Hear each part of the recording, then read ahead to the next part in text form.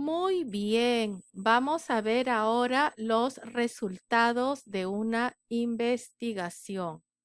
Los resultados de una investigación. ¿Sí? Pues bien, veamos. Los resultados de una investigación, de una tesis, constituyen el capítulo más importante, ya que allí se va a poder plasmar, ¿no?, el aporte del investigador.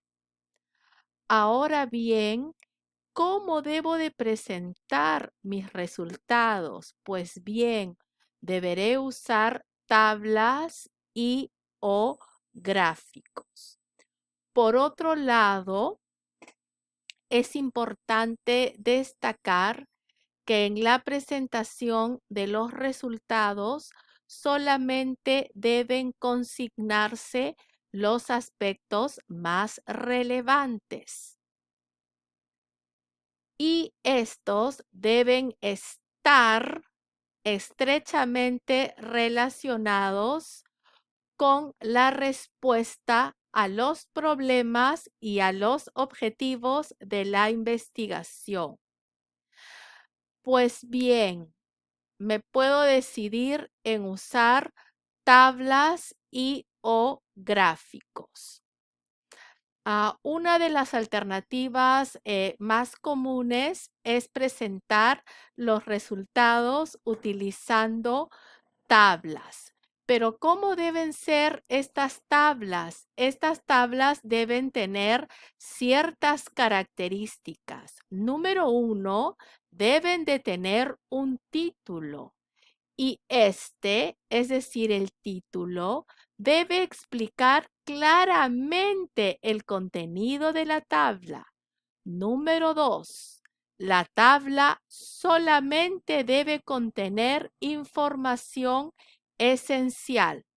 Número 3. Las unidades de medida deben aparecer en la tabla. Número 4. Los símbolos deben explicarse en el título o en una leyenda o en la base de la tabla. Y número 5. Las columnas deben identificarse mediante subtítulos. Ahora, ¿cuál es la otra alternativa para presentar mis resultados? Pues bien, la otra alternativa es el empleo de los gráficos. Sin embargo, hay una gran variedad de gráficos. Aquí podemos apreciar una gran variedad de gráficos. Pues bien, veamos los más importantes. El gráfico lineal. Este gráfico presenta sus datos como una serie de puntos conectados por una línea. Aquí tenemos algunos ejemplos. Otro tipo de gráfico es el circular. Se usa generalmente para expresar porcentajes. Aquí tenemos algunos ejemplos de este tipo de gráfico circular. El gráfico de anillos es muy parecido al gráfico circular, pero es cuando la data es más grande. Aquí tenemos algunos ejemplos. También tenemos otro tipo de gráfico, que es el gráfico de burbujas, que presenta los datos como una serie de burbujas donde el tamaño de la burbuja está en proporción a la cantidad de los datos. Miremos los siguientes ejemplos.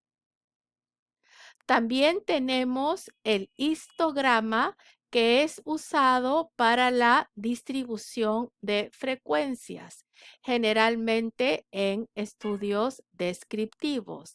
Aquí tenemos algunos ejemplos. Otro gráfico que pueden usar es el polígono de frecuencia, que es la gráfica que se obtiene al unir en forma consecutiva los segmentos con los puntos de intersección entre los puntos medios de cada clase con su respectiva frecuencia. He aquí algunos de estos modelos. Tenemos también el pictograma, que es un gráfico con dibujos alusivo al carácter que se está estudiando y cuyo tamaño es proporcional a la frecuencia que representan. Aquí tenemos algunos ejemplos. Otro gráfico es el de áreas. Son muy parecidos a los gráficos de líneas, aunque muestran diferentes colores. He aquí algunos ejemplos. Bueno, ahora sí vamos a ver algunos ejemplos más puntuales en el área de la traducción. Aquí tenemos el título de una tesis, análisis de las técnicas de traducción de títulos de películas del inglés al español en España y América. Esta señorita presentó una tabla y le puso su título, distribución de frecuencia de las técnicas de traducción de título de España, la frecuencia y el porcentaje. Traducción cero, traducción literal, traducción cuasi literal, adaptación, creación, traducción mixta, cuánta frecuencia 28 y el porcentaje de aparición de cada uno de ellos. Y aquí vemos también que empleó, ¿no? Un gráfico. Entonces, como vemos, ustedes deciden si utilizan una tabla o un gráfico.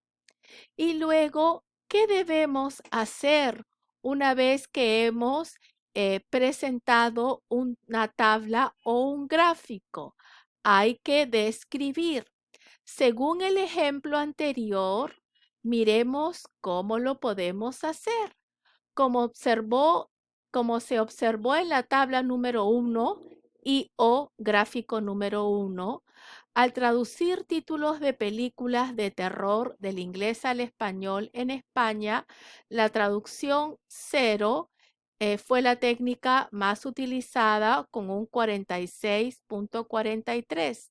La segunda técnica más utilizada fue la traducción literal con 25% y la tercera, la cuasi literal, con 7.14%. La cuarta técnica de traducción en orden de preferencia fue la traducción mixta, 14.29%. Le siguen con mucha distancia las técnicas de adaptación y creación con 3.57% cada uno.